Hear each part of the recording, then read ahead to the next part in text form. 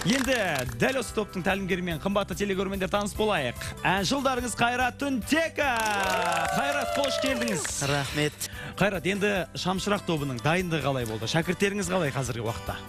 Біз сияқты енді мен сияқты жаңағыдай кезінде хордан бастаған кісілер емес қой енді, жаңағыдай вокалға барып дегендей. Енді жаңа әрине осы жобаға қатысып жатқаннан кейін кішкене сол жағында көріп жатыр. Бірақ менің ойымша дайындықтары өте жақсы. Ал бірден тіл табысып достасып кеттіңіздер ме? Бірден. Қалай көрдік бір-бірімізді, сонымен күліп ойнап. О, сен жомартсың ғой. Ал мен Қайратпын деп бірден бастадым. Таныстыққа 5 минут қана кетті. Иә. Ендеше біз дайындық барысынан бейне сюжетті бірге тамашалайық. Шамшырақ тобы Қайрат Түнтеков тәлімгер болады деп ойламаған. Себебі әншінің соңғы уақытта сахнада көрінбей кеткенін олар білетін. Сондықтан да топтың таңданысы біразға дейін басылмады. Қайратты соңғы уақыттарда біз еш жерден көрмегендіктен біз Қайратты көрген кезде шынайы қуанған себебіміз сол болды. Сағынып та қалған шығармыз. Негізі сахнадан мен кетпеген едім, бірақ көбісіне сөйтіп көрінді ғой. Қандай ән? Бізде меломен тобының сүйгенім бол деген. Сүйгенім бол. Иә, дәл өзі. Сайыскерлер түгіл, түсірілім тобы да. Қайрат Түнтеков үлкен сахнаға осылайша тосыннан қайта оралады деп күтпеген еді. 3 жылдан бері аш болып келдім де, көрдіңіз ба? Мен ашпын да кәдімгідей.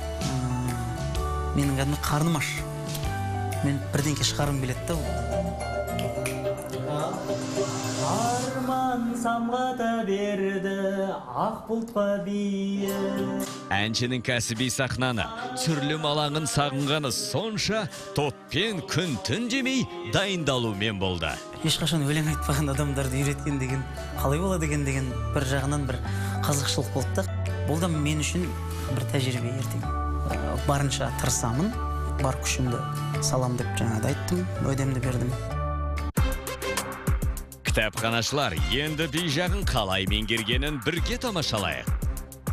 Енді шыны керек қиынға соғып тұр. Себебі кішкене әуенді естімейді, ырғаққа түспейді. Енді барымызды салып енді жасап қарап жатырмыз, бірақ енді кішкене икемдері келмей тұр.